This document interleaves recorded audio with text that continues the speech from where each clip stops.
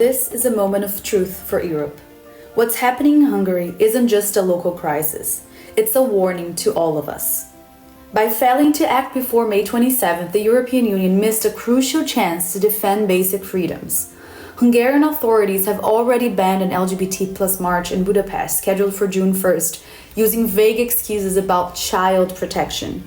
Let's be clear, this is about silencing entire communities for political reasons. But the fight isn't over. 20 EU countries have condemned Hungary's anti-LGBT plus measures. They're also calling on the European Commission to act now to defend human rights.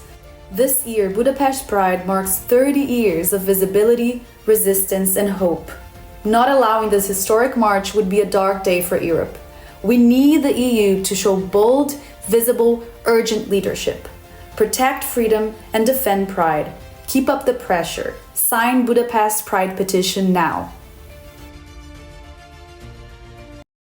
Can you tell me a little bit? You are the executive director of All Out, an international organization. So why don't you tell us a little bit about yourself and about All Out itself?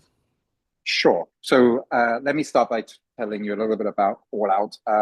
All Out is a global movement for love and equality.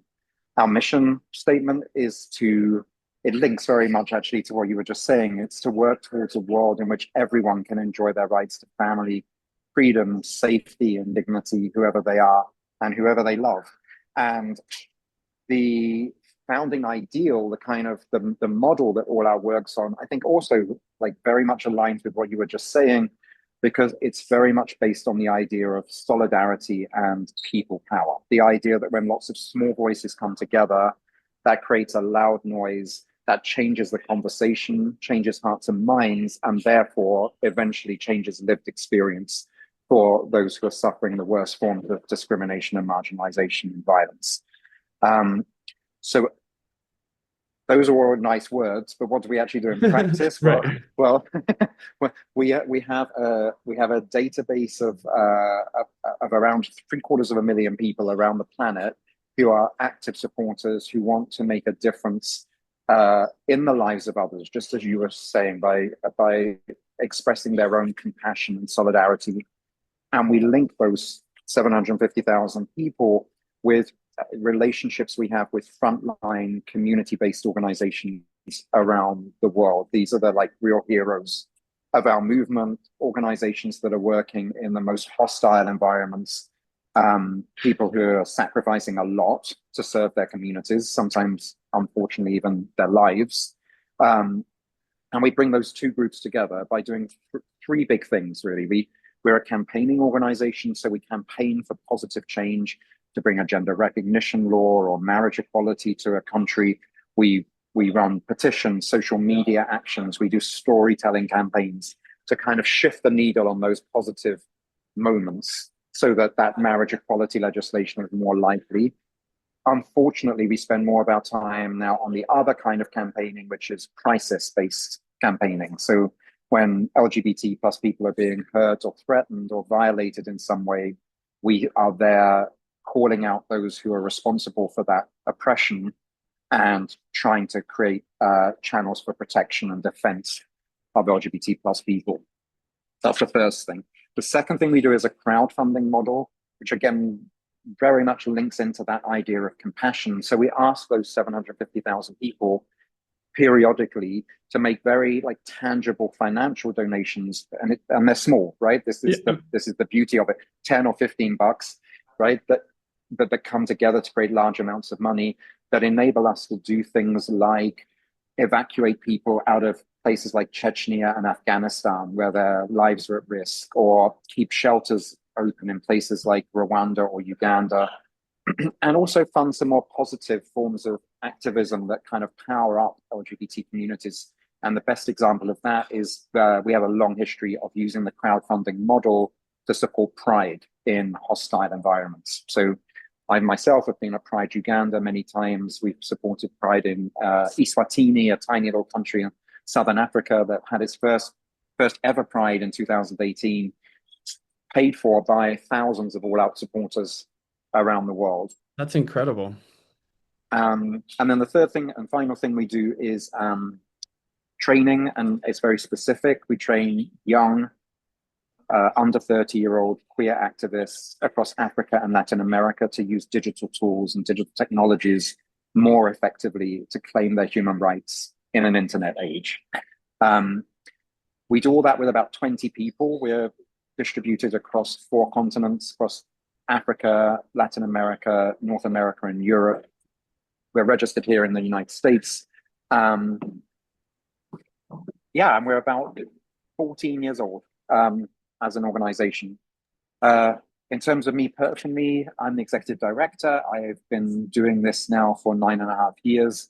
So for me, the job always felt like coming home. It's my dream job. I've loved doing it for the last nearly 10 years. Sorry about the noise.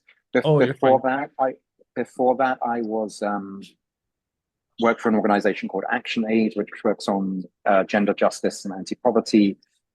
And before that, I worked for a long time for Amnesty International in various places around the world. I live in Berlin with my husband, who's from Brazil. Yeah, that's me, and that's the organization. That's a mix of world things all in one character. That's amazing. That's incredible. And I feel like, with that mix of world comes a lot of knowledge, like, and in many ways privilege of being able to know so much, but also comes with the knowledge of, like, there's so much going on against the queer community in the world.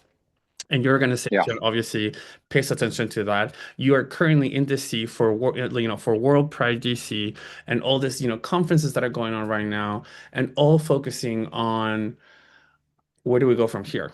What is going on around the world? How can we help each other? And so, with your experience, with your eyes, with what you're experiencing right now, what are some of the main things that you feel like the queer community needs to focus on to thrive, to support each other? Like how?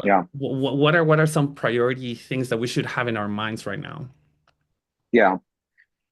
So, like, the obvious one is funding, but I'll come to that in a minute because there's a couple of other, like, more human things I want to talk about first.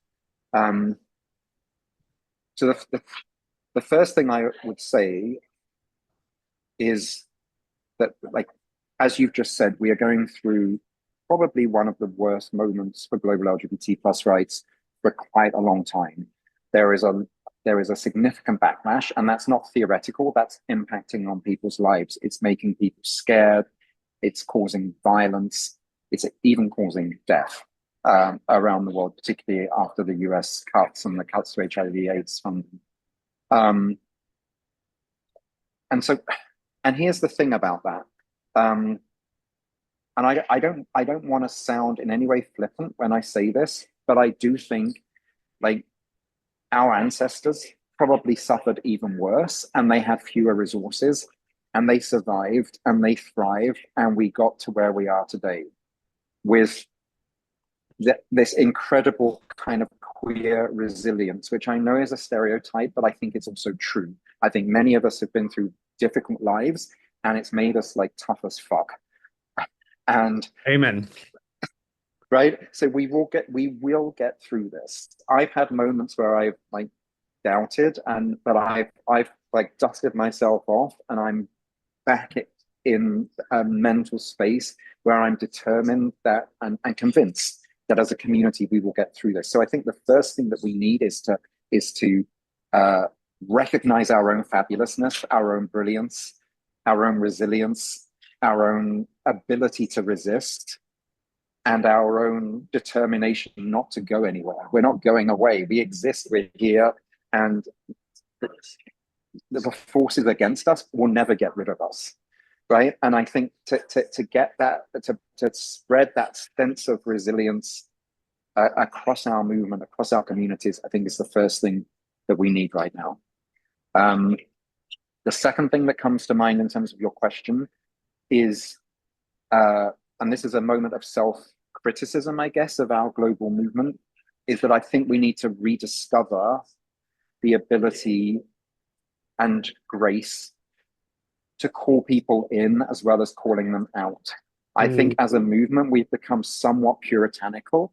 And I do think there is a little bit of a sense that some people out there who are not part of our movement, who are part of this movable middle, right? And the kind of people that if we don't get them and pull them in, then the Trumps of this world will get them.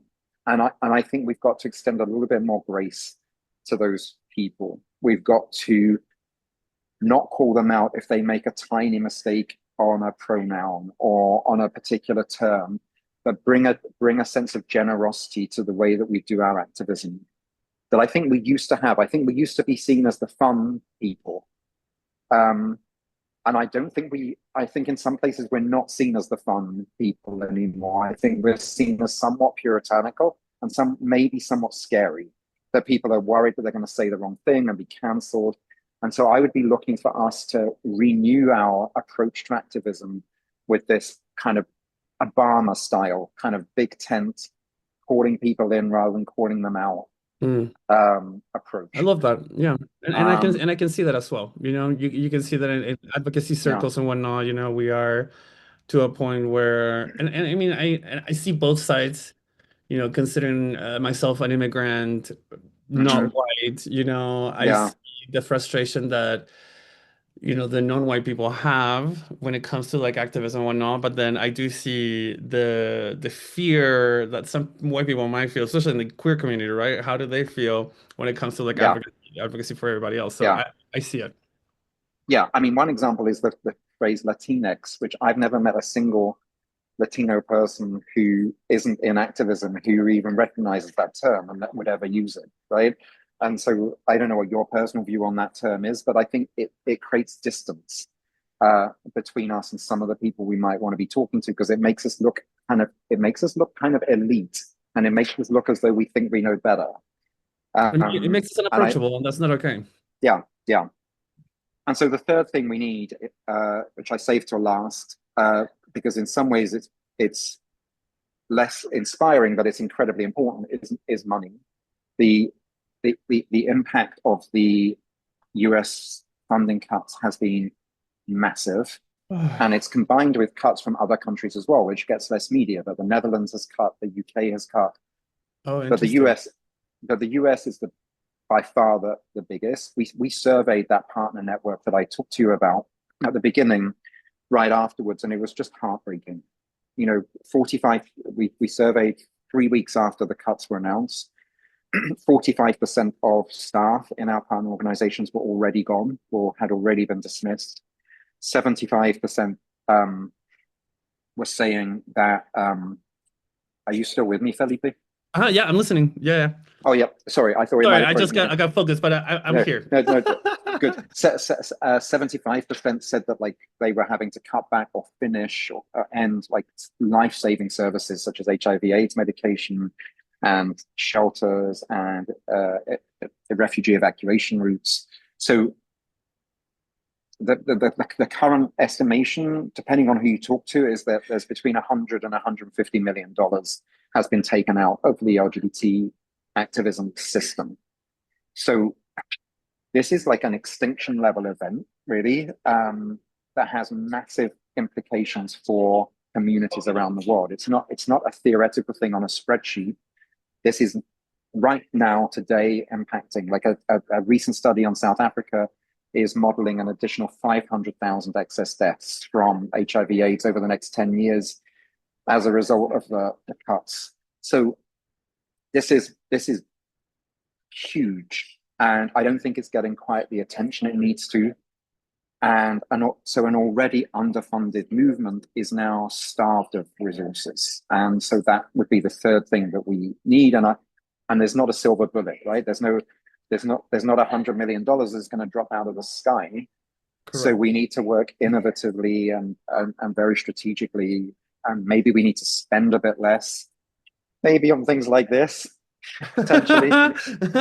Yeah, I guess so. I mean, yeah. Says the ultimate hypocrite who's sitting there enjoying it. But so those would be the three things that initially come to mind. That sense of like power and resilience, that sense of calling people in rather than calling them out, and the need for additional funding. Those would be the three things I would say we need. I love that. And I think those are, like not only sentiments, but also points of action, like, steps to take. Yeah. And so that's really wonderful, because it gives us the opportunity to see, okay, well, how can I be better, or how can I do more? Yeah. And those are the steps. So I appreciate that, Matt. Well, honestly, this conversation has been amazing. I feel like there's so much going on in the world when it comes to, politics and the queer community in general.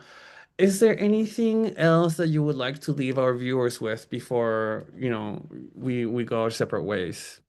I'd like to just like maybe lean into one of the first things I said, but just to re-emphasize the fact that this is a long and very bumpy road to equality, right? And we're in this kind of car driving along this road to equality and liberation.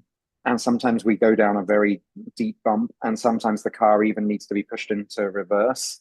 Uh, but the momentum is still forward. And I'm still convinced that we will achieve a world in which we look back at some of the abuses and violations taking place today against our community and really feel completely perplexed about how such human rights violations could be perpetuated against people just because of who they are or who they love. So I do think we will get to a day of true liberation, of true equality and true freedom.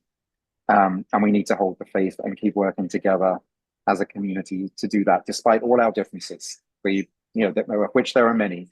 But there's one thing that unites us, which is sexual orientation, gender identity, and that is what will bring us the victory that we deserve. That's beautiful. And I think that compassionate wish is only fomented as we get more hopeful with what the future holds. Yeah, Matt, thank you so much once again for joining me for this of little course. conversation. This was very inspiring. I hope that our viewers are also catching, inspiration on things that they can do so that we can, keep going as we always have. Exactly. Felipe, it was very nice to chat with you.